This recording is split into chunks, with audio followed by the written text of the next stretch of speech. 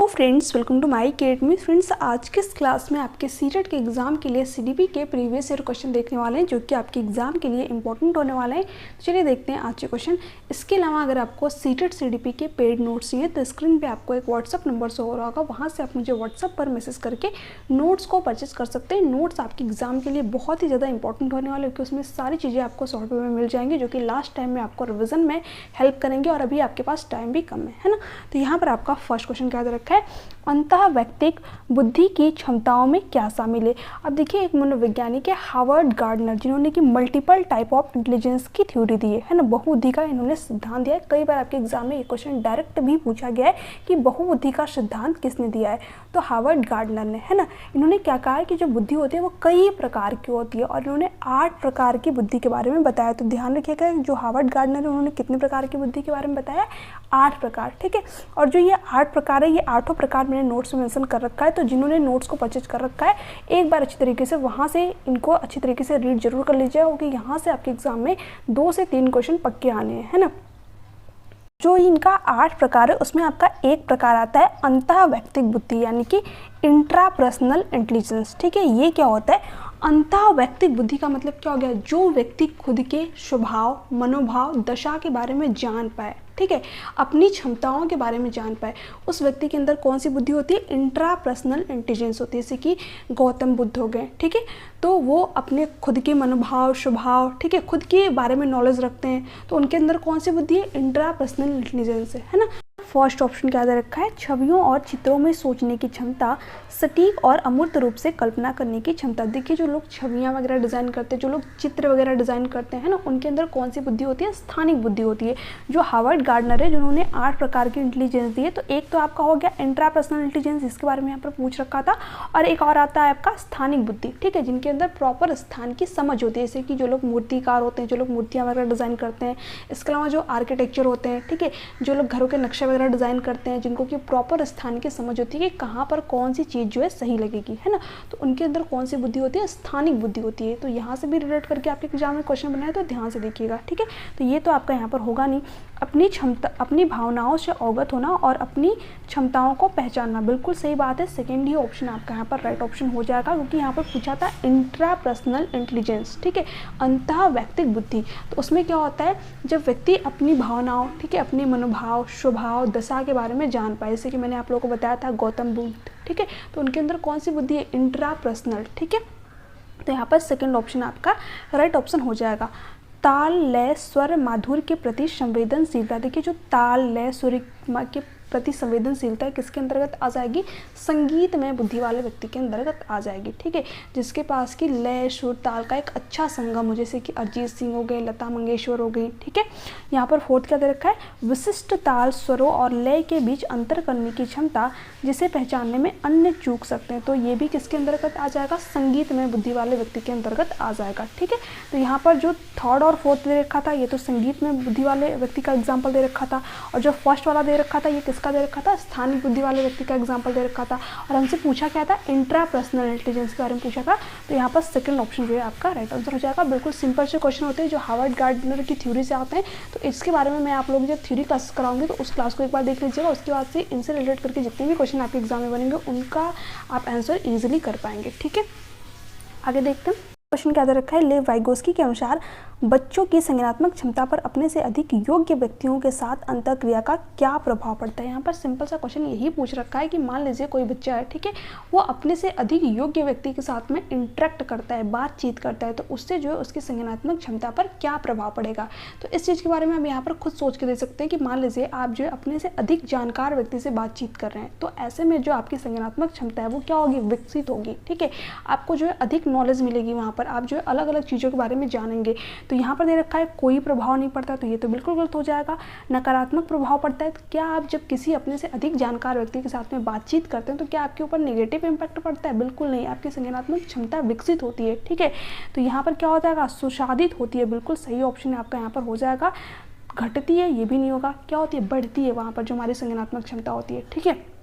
क्योंकि देखिए जो लेव वाइगोस्की इन्होंने एक वर्ड की बात की है MKO, यानी कि मोर नॉलेजेबल अदर, यानी हम उन्हीं से चीज़ों को सीखना चाहते हैं जो कि हमसे किसी फील्ड में ज़्यादा नॉलेज रखते हैं, हमसे किसी फील्ड में बेहतर है ना। जैसे कि यहाँ पर आप इमेज में भी देख सकते हैं कि यहाँ पर 3 बच्चे हैं, है ना। अब ये जो बच्चा है वो इस बच्चे को कुछ सिखा रहा है, तो बच्ची यहाँ पर क्यों सीख रही है, क्योंकि हो सकता है जो बच्चा है वो उस फील्ड में बच्ची से ज़्यादा नॉलेज रख रहा है ना। और यहाँ पर जो लड़की है हो सकता है कि वो भी किसी फील्ड में बच्चे से ज़्यादा नॉलेज रखती हो, ठीक है, तो वो उस फील्ड में बच्चे को सिखा सकती है। तो जो जिस फील्ड में ज़्यादा नॉलेज रखता है हम उन्हीं से उन चीज़ों के बारे में सीखना चाहते हैं, जानना चाहते हैं, है ना। तो यहाँ पर सिंपल सा यही दे रखा था। और ये क्या करती है, हमारे संज्ञानात्मक विकास को सुशासित करती है, ठीक है, हमारा समझ जो है वहाँ पर विकसित होता है, डेवलप होता है। तो थर्ड ऑप्शन आपका यहाँ पर राइट ऑप्शन हो जाएगा। आगे देखते हैं पर क्वेश्चन क्या दे रखा है, शिक्षकों को बच्चों की असफलता को किस प्रकार देखना चाहिए। फर्स्ट ऑप्शन क्या है, बच्चों के लिए शर्मनाक और अपमानजनक। देखिए कभी भी जब बच्चा फेल होता है यानी कि असफल होता है तो ये बात बच्चे के लिए शर्मनाक या फिर अपमानजनक नहीं होती है, पूरे के पूरे सिस्टम के लिए शर्मनाक बात होती है, ठीक है। यानी कि बच्चा फेल नहीं हुआ है, पूरा का पूरा सिस्टम फेल हुआ है, सिस्टम ही बच्चे को उस तरीके का माहौल नहीं दे पाया, ठीक है, बच्चे के इंटरेस्ट के अकॉर्डिंग चीज़ें नहीं दे पाया, इसलिए जो बच्चा है वो वहाँ पर फेल हुआ है, असफल हुआ है, ठीक है। तो फर्स्ट ऑप्शन तो आपका यहाँ पर होगा नहीं, शिक्षक के लिए शर्मनाक और अपमानजनक, ये भी यहाँ नहीं होगा क्योंकि पूरा का पूरा सिस्टम ही फेल हुआ है। छात्र और उनके माता पिता की क्षमताओं का प्रतिबिंब। अब देखिए जो छात्र है, ठीक है, मान लीजिए कि जो उसके माता पिता है वो कम पढ़े लिखे हैं, है ना, तो ऐसे बच्चे भी अगर उनको स्कूल में एक अच्छा इन्वायरमेंट दे दिया जाए, एक अच्छा माहौल दे दिया जाए, उनके सीखने को इंटरेस्टिंग बनाया जाए तो वो भी बच्चा सीख जाता है, ठीक है, और कहीं बेहतर करता है, ठीक है। तो यहाँ पर ऐसा नहीं कि जो बच्चे जिनके कि माता पिता कम पढ़े लिखे हैं वो अच्छा स्कोर ही नहीं कर सकते, वो हमेशा असफल होते हैं, तो ये भी पूरी तरीके से बात गलत है यहाँ पर, ठीक है। स्कूल प्रणाली को अनुकूल वातावरण न प्रदान कर पाने का प्रतिबिंब, बिल्कुल यहाँ पर सही बात हो जाएगा कि जो स्कूल है, ठीक है, वही बच्चों को एक अच्छा इन्वायरमेंट नहीं दे पाया, ठीक है, एक अच्छा माहौल नहीं दे पाया, बच्चे के सीखने को इंटरेस्टिंग नहीं बना पाया, इसलिए जो बच्चा है वो यहाँ पर असफल हुआ है। तो बच्चे के अंदर आपको कमी नहीं निकालनी है, सिस्टम फेल हुआ है, ठीक है, बच्चा नहीं फेल होता है। तो यहाँ पर आपका फोर्थ ऑप्शन राइट ऑप्शन हो जाएगा। यहाँ पर क्वेश्चन क्या दे रखा है, प्रेम किसी समस्या को हल करने के लिए बहुत सारे अलग अलग तरीकों की समझ रखता है और चर्चा करते समय हमेशा नए विचारों को पेश करता है।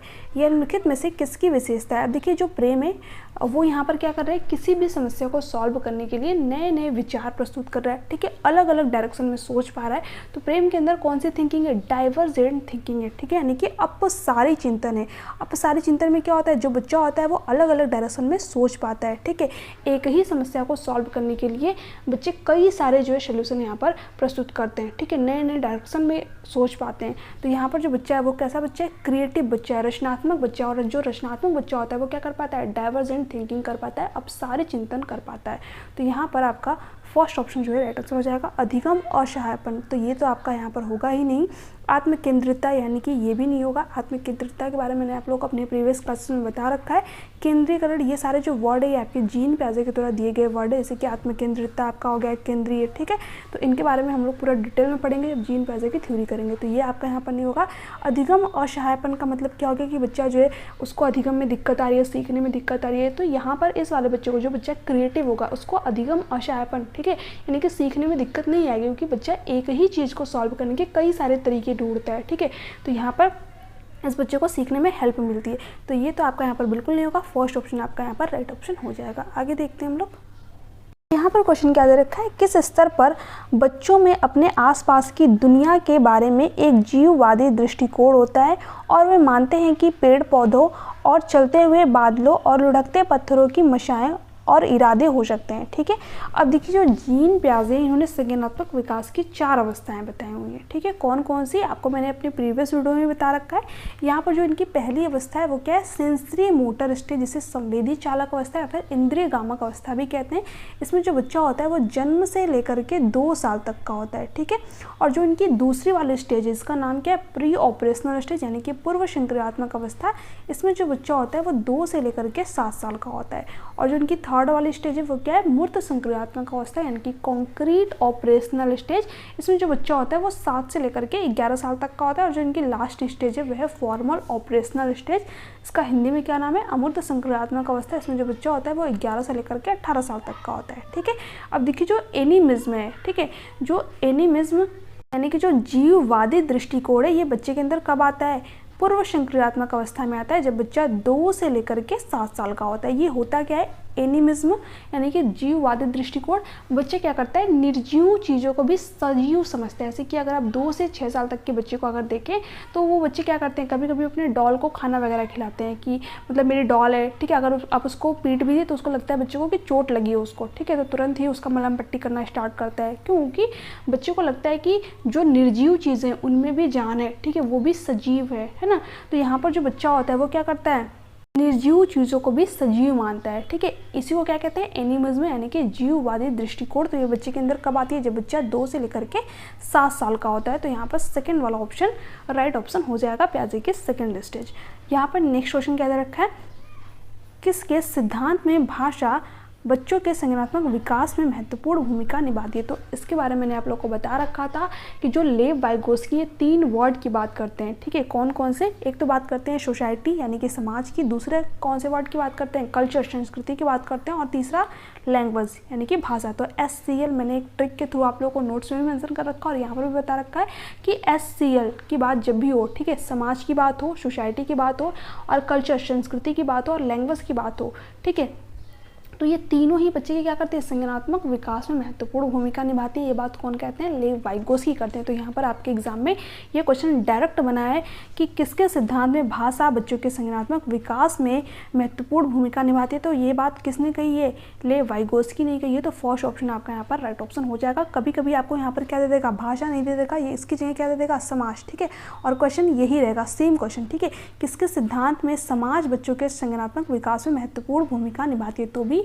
लेव वाइगोस्की। या फिर आपको क्या दे देगा, संस्कृति यहाँ पर, ठीक है, कह देगा क्वेश्चन में कि किसके सिद्धांत में संस्कृति बच्चों के संज्ञानात्मक विकास में महत्वपूर्ण भूमिका निभाती है, तो भी लेव वाइगोस्की। तो आपको 3 वर्ड ध्यान रखने हैं, सोसाइटी, कल्चर और लैंग्वेज, यानी कि समाज, संस्कृति और भाषा की बात कौन करेंगे, लेव वाइगोस्की। तो यहाँ पर आपका फर्स्ट ऑप्शन जो है राइट ऑप्शन हो जाएगा। बाकी जीन प्याजे के बारे में मैंने आप लोग को बता ही दिया कि जीन प्याजे जिन्होंने कि संज्ञानात्मक विकास की 4 अवस्थाएं बता रखी हैं। हार्वर्ड गार्डनर के बारे में पहला ही क्वेश्चन में हम लोगों ने देखा था, इन्होंने मल्टीपल टाइप ऑफ इंटेलिजेंस दिया है, बहुबुद्धि का सिद्धांत दिया, उन्होंने कितने प्रकार की बुद्धि बताई है, 8 प्रकार के, ठीक है।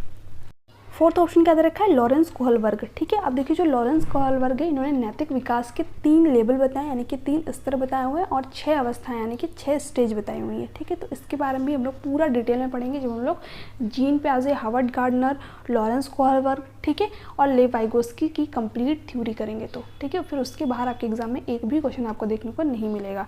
तो ये चारों मनोवैज्ञानिक आपके एग्जाम के लिए मोस्ट इंपॉर्टेंट है। यहाँ से आपके एग्जाम में आप मान के चलिए कि लगभग 7 से 8 क्वेश्चन यहीं से देखने को मिल जाएंगे, ठीक है। तो इनको अच्छी तरीके से जिन्होंने नोट्स को परचेज कर रखा है, प्लीज़ पूरा डिटेल में जितनी भी इनको मैंने नोट्स में चीज़ें दे रखी है उनको पूरा डिटेल में पढ़िएगा, और जो चीज़ें मैं आप लोग के साथ में यूट्यूब पर डिस्कस करूँगी उनको एक बार देख लीजिएगा, ठीक है। तो यहाँ पर हमसे जो क्वेश्चन के अकॉर्डिंग पूछ रखा था, तो क्वेश्चन के अकॉर्डिंग आपका कौन सा ऑप्शन सही था, लेव वाइगोस्की। आगे देखते हैं। अब यहाँ पर फिर से लेव वाइगोस्की से रिलेट करके क्वेश्चन बना हुआ है, ठीक है। आप देख लीजिए यहाँ पर एक ही क्वेश्चन पेपर में जो मनोवैज्ञानिक है, जो लेव वाइगोस्की, लॉरेंस कोहलबर्ग, जीन प्याजे, ठीक है, उनसे कितने कितने क्वेश्चन बने हुए हैं। वाइगोस्की के अनुसार बच्चे किस प्रकार सीखते हैं, है ना। तो देखिए जो लेव वाइगोस्की किसकी बात करते हैं, समाज की बात करते हैं, संस्कृति की बात करते हैं, लैंग्वेज की बात करते हैं। प्रतियोगिताओं के द्वारा देखिए कंपटीशन को बढ़ावा देने की बात करेंगे ही नहीं, यानी जो बच्चा है ये समाज के थ्रू सीखता है, संस्कृति के थ्रू सीखता है, कंपटीशन से नहीं सीखता है, ठीक है। कंपटीशन से बच्चे को क्या होता है, फिर बच्चे का जो ध्यान होता है वो नंबर पे चला जाता है, ठीक है, नंबर पे बच्चे का ध्यान फोकस होता है, उसका ध्यान सीखने पे नहीं रहता। तो ये आपका यहाँ पर नहीं होगा। साथियों के साथ बातचीत कर बिल्कुल सही बात है। तो यहाँ पर सेकंड ऑप्शन जो है आपका राइट ऑप्शन हो जाएगा, क्योंकि जब बच्चे साथियों के साथ में बातचीत कर रहे हैं, डिस्कशन कर रहे हैं, ठीक है, तो बच्चे की यहाँ पर क्या होती है, समझ विकसित होती है, फिर बच्चा अपने समाज से तो सीख रहा है, ठीक है। तो सेकंड ऑप्शन आपका यहाँ पर करेक्ट ऑप्शन हो जाएगा। पुरस्कार के लिए प्रयास करके और दंड से बचकर। देखिए जो जीन प्याजे हैं, लेव वाइगोस्की, हार्वर्ड गार्डनर है, जो लॉरेंस कोहलबर्ग है, ये लोग कभी भी पुरस्कार और दंड की बात करेंगे ही नहीं, क्योंकि इनका संबंध किससे, रचनावाद से, ठीक है। तो ये लोग क्या कहते हैं कि बच्चा कुछ एक्टिविटी करके सीखेगा, ठीक है, अपने ज्ञान का निर्माण स्वयं करेगा। ये लोग ये नहीं कहते हैं कि जब आप बच्चे को बार बार पुरस्कार देते तभी बच्चा सीखेगा, ठीक है। तो जब भी पुरस्कार और दंड की बात हो तो ये लोग इसकी बात नहीं करेंगे, ठीक है। उद्दीपन प्रतिक्रिया अनुबंधन करके, तो उद्दीपन प्रतिक्रिया अनुबंधन की बात किसने की है, थॉर्नडाइक ने की है, ठीक है। तो ये भी आपका यहाँ पर नहीं होगा, और थॉर्नडाइक से आपके एग्जाम में क्वेश्चन भी नहीं आता है। तो यहाँ पर आपका सेकंड ऑप्शन राइट ऑप्शन हो जाएगा। यहाँ पर देखिए क्या दे रखा है, एक बाल केंद्रित कक्षा में बच्चे, देखिए यहाँ पर चाइल्ड सेंटर्ड एजुकेशन की बात हुई है, बाल केंद्रित क्लासरूम की बात हुई है, निष्क्रिय नकलची के रूप में देखी जाती है। देखिए जब भी चाइल्ड सेंटर्ड एजुकेशन की बात हो, बाल केंद्रित शिक्षा की बात हो, या फिर प्रगतिशील, ठीक है, प्रोग्रेसिव क्लासरूम की बात हो, या फिर जो है आपसे रचनात्मक क्लासरूम की बात हो, तो वहाँ पर जो बच्चा होगा क्या होगा, एक्टिव होगा, ठीक है, सक्रिय होगा, कुछ एक्टिविटी करके चीज़ों के बारे में जानेगा, सीखेगा, अपना ज्ञान का निर्माण स्वयं करेगा, ठीक है, ज्ञान के निर्माण में सक्रिय रूप से लगे हुए हैं। तो सेकंड ही ऑप्शन आपका यहाँ पर राइट ऑप्शन हो जाएगा, यानी बच्चा क्या कर रहा है, अपने ज्ञान का निर्माण स्वयं कर रहा है। जैसे कि बच्चा कुछ एक्टिविटी बच्चे को करने के लिए दे दीजिए, जैसे कि अभी जो बच्चे होते हैं उनको प्रोजेक्ट वर्क करने को लिए दिया जाता है, ठीक है, तो वहाँ पर जब बच्चे खुद प्रोजेक्ट वर्क करते हैं तो वहाँ पर खुद चीज़ों के बारे में जानते हैं, ठीक है, उस चीज़ को खुद डिज़ाइन करते हैं, तो वहाँ पर जो बच्चे की नॉलेज होती है वो विकसित होती है, बच्चा जो है बेहतर तरीके से चीज़ों को समझ पाता है, उसके बारे में जान पाता है, ठीक है, क्योंकि वो चीज़ें वो खुद कर रहा होता है, ठीक है। तो यहाँ पर सेकंड ऑप्शन जो है राइट ऑप्शन हो जाएगा, और ये बच्चे के सीखने का एक बेस्ट तरीका होता है। ब्लैक बोर्ड से उत्तरों की प्रतिलिपि बनाने को अग्रसर होते हैं, यानी आपने कुछ ब्लैक बोर्ड पर लिख दिया, फिर बच्चा उसी चीज़ को नकल कर रहा है, तो इससे अब बच्चे की अपनी समझ विकसित नहीं होती है, ठीक है, जो टीचर ने बता दिया सर बच्चा उन्हीं चीज़ों को रट रहा होता है, तो ये बिल्कुल गलत तरीका होता है, तो ये भी आपका नहीं होगा। केवल निष्क्रिय श्रोता होने चाहिए, तो ये भी आपका यहाँ पर नहीं होगा, यानी बच्चा सिर्फ चीज़ों को सुन रहा है, सुनने वाला बच्चा नहीं होना चाहिए, बच्चा क्या हो, एक्टिव हो, ठीक है, यानी कि कुछ एक्टिविटी करके चीज़ों के बारे में जाने सीखे। ये बात आपकी चाइल्ड सेंटर्ड एजुकेशन भी कहती है, प्रोग्रेसिव क्लासरूम भी कहती है, रचनात्मक कक्षा भी कहती है, एनईपी भी इसी पे जोड़ देती है, और एनसीईआरटी भी इसी पे जोड़ देती है, ठीक है। तो ये सारे पॉइंट आपको यहाँ पर ध्यान में रखने हैं। यहाँ पर सेकंड ऑप्शन आपका राइट ऑप्शन हो जाएगा। आगे देखते हैं हम लोग, यहाँ पर क्वेश्चन क्या दे रखा है, हावर्ड गार्डनर के सिद्धांत में डैश बुद्धि वाले व्यक्ति वनस्पतियों और जीवों की विभिन्न प्रजातियों की सुंदरता को पहचान सकते हैं और जान सकते हैं, ठीक है। अब देखिए जो हावर्ड गार्डनर है, मैंने आप लोगों को बताया था कि उन्होंने कि मल्टीपल टाइप ऑफ इंटेलिजेंस दिया, उन्होंने कितने प्रकार की बुद्धि बताई है, 8 प्रकार की, ठीक है। तो 3 के बारे में तो मैंने आप लोगों को जब पहला क्वेश्चन कराया था तो उसी में बता दिया था। एक तो आपकी स्थानिक बुद्धि थी, ठीक है, दूसरा क्या था, इंट्रापर्सनल इंटेलिजेंस यानी कि अंतः व्यक्तिगत बुद्धि, और तीसरा क्या था, संगीतमय बुद्धि, ठीक है। तो यहाँ पर स्थानिक के बारे में तो आप लोग जान गए, जिनके कि अंदर कैसी समझ होती है, स्थान के बारे में समझ होती है, ठीक है। जो लोग जैसे कि आर्किटेक्चर वगैरह होते हैं, जो लोग घरों के नक्शे वगैरह डिज़ाइन करते हैं, इसके अलावा जो लोग मूर्तिकार होते हैं, ठीक है, जो पेंटिंग वगैरह करते हैं, जो लोग आर्टिस्ट होते हैं, उनके अंदर कौन सी बुद्धि होती है, स्थानिक बुद्धि होती है, जिनके अंदर प्रॉपर स्थान की समझ होती है कि कहाँ पर कौन सी चीज़ जो है सही लगेगी, ठीक है। सेकंड क्या दे रखा है, प्रकृतिवादी। देखिए जो प्रकृतिवादी बुद्धि है किसके अंतर्गत होगी, जिसके पास में प्रकृति की एक अच्छी नॉलेज हो, कहाँ पर किस तरीके की पेड़ पौधे लगाने हैं, किस तरीके से जंतुओं की देखभाल करनी है, ठीक है, जैसे जो कृषि करते हैं, ठीक है, जो खेती वगैरह करते हैं, तो उनके पास क्या होता है, प्रकृति के बारे में एक अच्छी नॉलेज होती है कि कौन सी ज़मीन जो है उपजाऊ है, कहाँ पर जो है पेड़ पौधे लगाना सही होगा, ठीक है, किस तरीके से जंतुओं की देखभाल करनी है, ठीक है।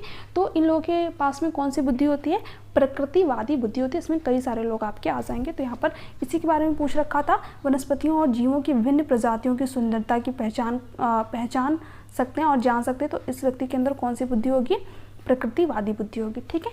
संगीत में बुद्धि के बारे में मैंने आप लोगों के साथ में डिस्कस किया ही था, जो संगीत में बुद्धि किसके अंतर्गत होगी, जिनके पास की लय सुर ताल का एक अच्छा संगम हो, ठीक है, तो इन व्यक्तियों के पास में कौन सी बुद्धि होती है, संगीत में बुद्धि होती है। और अंतः व्यक्तिगत बुद्धि के बारे में भी मैंने आप लोगों के साथ में डिस्कस किया था, यानी कि इंट्रा पर्सनल इंटेलिजेंस, जो व्यक्ति खुद के बारे में जान पाए, खुद के मनोभाव स्वभाव, ठीक है, यानी कि जैसे कि गौतम बुद्ध हो गए, तो इनके अंदर कौन सी बुद्धि है, इंट्रा पर्सनल इंटेलिजेंस है, ठीक है। तो ये भी आपका यहाँ पर नहीं होगा, यहाँ पर हमसे प्रकृतिवादी बुद्धि के बारे में पूछ रखा था, तो सेकंड ऑप्शन करेक्ट ऑप्शन हो जाएगा। आगे देखते हैं, राष्ट्रीय शिक्षा नीति 2020 क्या सिफारिश करती है, बहुभाषावाद, एक भाषावाद, पाठ्यक्रम का मानकीकरण, मूल्यांकन का मानकीकरण, ठीक है। देखिए जब भी राष्ट्रीय शिक्षा नीति 2020 की बात हो तो ये मानकीकरण वर्ड की बात ही नहीं करेगी, किसकी बात करेगी, फ्लेक्सिबिलिटी की बात करेगी, लचीलेपन की बात करेगी। तो जब भी एनईपी 2020 से रिलेट करके आपके एग्जाम में क्वेश्चन बने और आपको ये ऑप्शन में देखने को मिल जाए मानकीकरण, ठीक है, तो आप उस ऑप्शन को पहले ही हटा दीजिएगा, क्योंकि ये किसकी बात करती है, फ्लेक्सिबिलिटी की बात करती है, चाहे वो आपका मूल्यांकन हो, चाहे वो आपका पाठ्यचर्या हो, ठीक है, दोनों में फ्लेक्सिबिलिटी की बात करती है। एक भाषावाद की सिफारिश नहीं करती है, ठीक है, ये किसकी सिफारिश करती है, बहुभाषावाद की सिफारिश करती है, क्योंकि जो भारत है वो क्या एक मल्टीलिंगुअल कंट्री है, यहाँ पर अनेक प्रकार की भाषाएं बोली जाती है, अनेक प्रकार की संस्कृति के लोग रहते हैं। तो क्या ये हमारे लिए गलत चीज़ है, बिल्कुल नहीं, यहाँ से तो हम और भी चीज़ें सीखते हैं, समझते हैं, उन लोगों के बारे में भी जान पाते हैं, ठीक है, अलग अलग लैंग्वेज के बारे में जान पाते हैं। तो इसलिए जो एनईपी 2020 है ये बहुभाषावाद की सिफारिश करती है, यानी जो बच्चा है, हो सकता है कि एक ही क्लासरूम में अलग अलग भाषा बोलने वाले बच्चे हैं, तो हमें सभी भाषाओं का सम्मान करना है, ठीक है, उनका आदर करना है, तो यहाँ पर ये किसकी सिफारिश करती है, बहुभाषावाद की सिफारिश करती है। तो फर्स्ट ही ऑप्शन आपका यहाँ पर राइट ऑप्शन हो जाएगा। अब यहाँ पर क्वेश्चन क्या दे रखा है, एक शिक्षिका यह धारणा रखती है कि लड़के अधिक बुद्धिमान और जोखिम लेने वाले होते हैं और लड़कियाँ आज्ञाकारी और ईमानदार होती हैं और उनके अनुसार व्यवहार करती हैं। यह किसका उदाहरण है? देखिए जो शिक्षिका है वहाँ पर, ठीक है, वो क्या कर रही है, जेंडर स्टीरियोटाइप कर रही है, ठीक है। यहाँ पर जो शिक्षिका है वो सीधे सीधे ये कह रही है कि जो लड़के होते हैं वही अधिक बुद्धिमान होते हैं, ठीक है, वही अधिक जोखिम लेने वाले काम करते हैं। क्या लड़कियाँ जोखिम लेने वाले काम नहीं करती? क्या लड़कियाँ बुद्धिमान नहीं होती है ना? तो ये बात पूरी तरीके से यहाँ पर गलत हो जाएगी। क्या लड़कियाँ ही सिर्फ आज्ञाकारी होती हैं, लड़कियाँ ही ईमानदार होती हैं? चाहे लड़का हो चाहे लड़की, कोई भी बुद्धिमान या फिर ईमानदार हो सकता है, ठीक है। जो हमारा समाज है इसमें जो स्टीरियोटाइप जैसे चीज़ें चली आ रही हैं कि जो लड़कियां होती हैं वो गणित में कमज़ोर होती हैं, ठीक है, लड़के गणित में अच्छे होते हैं, लड़के ग्रेड साइंस नहीं से ले सकते हैं, ठीक है, लड़के जो है रो नहीं सकते। तो जो इस तरीके की धारणाएं होती हैं ये किसको प्रदर्शित करती हैं? जेंडर स्टीरियोटाइप को प्रदर्शित करती हैं, लैंगिक रूढ़िवादिता को प्रदर्शित करती हैं, है ना। तो जो टीचर है वो भी क्या कर रही है, यहाँ पर जेंडर स्टीरियोटाइप कर रही है, जेंडर पक्षपात कर रही है ना। तो यहाँ पर फर्स्ट ऑप्शन आपका राइट ऑप्शन हो जाएगा। जेंडर स्थिरता की यहाँ पर बात ही नहीं हो रही है, ठीक है। जेंडर समता, जेंडर समानता। तो जेंडर समता के बारे में भी मैंने आप लोगों को अपनी प्रीवियस क्लासेस में बता रखा है कि जेंडर इक्विटी क्या होता है, जहाँ पर एज पर नीड चीज़ें प्रोवाइड की जाती है। जैसे जो लड़कियां हैं तो इनको पहले से ही कम अपॉर्चुनिटी दी गई है, ठीक है, यानी जैसे कि कुछ लड़कियां होती हैं जिनके कि कम एज में ही शादी करा दी जाती है, ठीक है, इसके अलावा कम एज में ही उनको स्कूल जाने से रोक दिया जाता है। तो लड़कियों को पहले से ही कम अपॉर्चुनिटी मिली हुई है, कम अवसर मिले हुए हैं पढ़ने लिखने के, ठीक है। तो ऐसे में जो सरकारें होती हैं वो क्या करती हैं, लड़कियों को कुछ आरक्षण प्रोवाइड करती हैं, है ना। तो यहाँ पर अलग अलग स्टेट में अलग अलग चीज़ें हैं। तो जैसे कि बिहार की अगर बात करें तो बिहार में लड़कियों का आरक्षण मिला हुआ है। जैसे जो बीपीएससी आपका एग्जाम होता है तो उसमें अगर आप देखेंगे तो जो वहाँ की गर्ल्स हैं उनके लिए अच्छा खासा आरक्षण है वहाँ पर, ठीक है। तो ऐसा क्यों है? क्योंकि जो लड़कियाँ हैं उनको पहले से ही कम अपॉर्चुनिटी मिली हुई है। तो यहाँ पर क्या किया जा रहा है, इक्विटी किया जा रहा है, ठीक है, समता किया जा रहा है, एज पर नीड चीज़ें प्रोवाइड की जा रही है लड़कियों को, ठीक है। तो यहाँ पर इसकी भी बात नहीं हो रही है। जेंडर समानता, समानता का मतलब दोनों को समान महत्व देना है, तो यहाँ पर इसकी भी बात नहीं हुई। यहाँ पर तो सिंपल सा ये कहा गया है कि जो लड़के हैं वही बुद्धिमान और जोखिम लेने वाले कार्य करते हैं, लड़कियाँ तो ईमानदार और आज्ञाकारी होती है। तो ये कहाँ का मतलब कहाँ लिखा हुआ है, ठीक है, कहाँ का कथन है ना। ये बात पूरी तरीके से जेंडर पक्षपात को प्रदर्शित करती है, ठीक है। तो यहाँ पर फर्स्ट ऑप्शन आपका राइट ऑप्शन हो जाएगा। अब यहाँ पर क्वेश्चन क्या है, समावेशी शिक्षा के लिए क्या आवश्यक है? देखिए जो समावेशी शिक्षा है, चाहे प्रोग्रेसिव क्लासरूम है, चाहे एनईपी, चाहे एनसीएफ है, या फिर आपकी रचनात्मक क्लासरूम है, ये सभी किसकी बात करते हैं? फ्लेक्सिबिलिटी की बात करते हैं, लचीलेपन की बात करते हैं, ठीक है। तो समावेशी शिक्षा के लिए क्या आवश्यक है? लचीला शिक्षा शास्त्र, यानी जो पाठ्यक्रम हो कैसा हो, फ्लेक्सिबल। फ्लेक्सिबल का मतलब ही होता है कि जैसी बच्चे की जरूरत है उसके अकॉर्डिंग उसको चीज़ें प्रोवाइड करना। यानी अगर बच्चे को चीज़ें समझ में नहीं आ रही है तो जो पाठ्यचर्या डिज़ाइन की गई है उसमें थोड़ा बहुत चेंज लाएं, बदलाव लाएं, उसको अपने तरीके से समझाएं, उसके आसपास से जो बच्चे की चीज़ें हैं उससे रिलेट करके बच्चे को एग्जाम्पल दे ताकि बच्चे को चीज़ें समझ में आए, बच्चा उन जगहों से चीज़ों को रिलेट कर पाए, ठीक है। अगम्य इमारतें, ये भी आपका नहीं होगा, बच्चे की ज़रूरत के अकॉर्डिंग उसको चीज़ें प्रोवाइड करनी है, ठीक है। अगम्य मानसिकता, तो ये भी आपका नहीं होगा। मानकीकृत वर्ड तो मैंने आप लोगों को बताया ही क्या है, आपके एग्जाम के लिए एक निगेटिव वर्ड है ना, तो ये भी आपका यहाँ पर नहीं होने वाला है। अब यहाँ पर क्वेश्चन क्या दे रखा है, निम्नलिखित में से कौन सी दिव्यांगता सामाजिक संचार में चुनौतियों का कारण बनती है? अब देखिए यहाँ पर फर्स्ट ऑप्शन क्या दे रखा है, आत्मकेंद्रिता, स्वायत्तता, यानी कि ऑटिज्म। देखिए जो ऑटिज्म वाला बच्चा होता है इसको सामाजिक संचार में बहुत प्रॉब्लम होती है, ठीक है। बच्चा क्या करता है, एक ही बात को बार बार रिपीट करता है, रेपिटेटिव बिहेवियर करता है, तो ऐसे में उसको कम्युनिकेशन में दिक्कत आती है ना। जो आपकी लर्निंग डिसेबिलिटीज़ होती है, जो अधिगम अक्षमता होती है, यहाँ से आपके एग्जाम में 1 से 2 क्वेश्चन पक्के आने हैं, ठीक है, बिल्कुल फिक्स्ड क्वेश्चन होते हैं। तो आप इनको अच्छी तरीके से देख लीजिएगा, नोट्स में मैंने मेंशन कर रखा है। तो यहाँ पर जो ऑटिज्म वाला बच्चा होता है उसको ध्यान रखिएगा कि उसको सामाजिक संचार में दिक्कत आती है, ठीक है, क्योंकि बच्चा रेपिटेटिव बिहेवियर करता है, एक ही चीज़ को बार बार रिपीट करता है। पठन वैकल्य, यानी कि डिस्लेक्सिया में क्या होता है कि जो बच्चा होता है इसको पढ़ने में दिक्कत आती है, बच्चा म को न पढ़ता है, ठीक है, वाज को सा पढ़ता है। तो इस तरीके का जो बच्चा होता है जो कि चीज़ों को रिवर्स पढ़ता है, एक तरीके से बच्चे को मिरर इमेज दिखाई देती है। तो किस में दिखाई देती है, जब बच्चे को डिस्लेक्सिया होता है ना। तो ये भी आपका यहाँ पर नहीं है। गुणज वैकल्य, यानी कि डिसकैलकुलिया क्या होता है, जब बच्चे को मैथमेटिकल कॉन्सेप्ट यानी कि जो गणितीय अवधारणाएं होती हैं उसको समझने में दिक्कत आए, बच्चा उन चीज़ों को समझ नहीं पाए, कैलकुलेशन वगैरह सही से नहीं कर पाए, तो बच्चे को वहाँ पर क्या होता है, डिसकैलकुलिया होता है। तो ये भी आपका यहाँ पर नहीं होगा। गतिक दिव्यांगता, यानी कि लोकोमोटर डिसेबिलिटीज़, बच्चे को चलने फिरने में प्रॉब्लम होती है यहाँ पर, ठीक है, बच्चा सही तरीके से चल नहीं पाता है, तो यहाँ पर इसकी भी बात नहीं है। यहाँ पर तो जो बच्चा उसको सामाजिक संचार में दिक्कत हो रही है, ठीक है, तो यहाँ पर कौन सी डिसेबिलिटीज़ होगी, आत्मकेंद्रिता यानी कि स्वाधीनता, इंग्लिश में देखेंगे तो ऑटिज्म, सिंपल सा, ठीक है। हिंदी में आपको कई सारे वर्ड देखने को मिल सकते हैं। तो फ्रेंड्स ये थे आपके आज के कुछ क्वेश्चन कैसे लगे नीचे कमेंट सेक्शन में कमेंट करके जरूर देगा। अगर आपको वीडियो अच्छी लगी तो चैनल को सब्सक्राइब कर लीजिएगा, लेकिन को प्रेस कर दीजिएगा ताकि जो आगे की क्लासेस है इसका नोटिफिकेशन आप लोगों को मिल जाए, ठीक है। इसके अलावा अगर आपके कोई डाउट रह जाते हैं, कोई क्यूरियस रह जाती है तो आप नीचे कमेंट सेक्शन में कमेंट करके पूछ सकते हैं, या फिर स्क्रीन पे जो आपका व्हाट्सअप नंबर शो हो रहा होगा वहाँ से भी आप मुझे व्हाट्सअप पर मैसेज करके जो है कोई भी क्वेश्चन आपका अगर आपका रह जाता है, किसी भी क्वेश्चन में डाउट रह जाता है तो आप मुझे उस क्वेश्चन का स्क्रीनशॉट लेकर के व्हाट्सएप पर भेज देते हैं। मैं आप लोगों को अगले क्लासेस में उन क्वेश्चनों को और भी डिटेल में जो है डिस्कस करने की पूरी कोशिश करूँगी। हालांकि इस क्लास में भी मैंने बहुत अच्छी तरीके से चीज़ों को एक्सप्लेन किया है, फिर भी कुछ स्टूडेंट के डाउट रह जाते हैं, तो यहाँ पर आप मुझसे नेक्स्ट क्लास में पूछ सकते हैं। तो चलिए मिलते हैं नेक्स्ट वीडियो में, तब तक के लिए bye bye, take care, thanks for watching.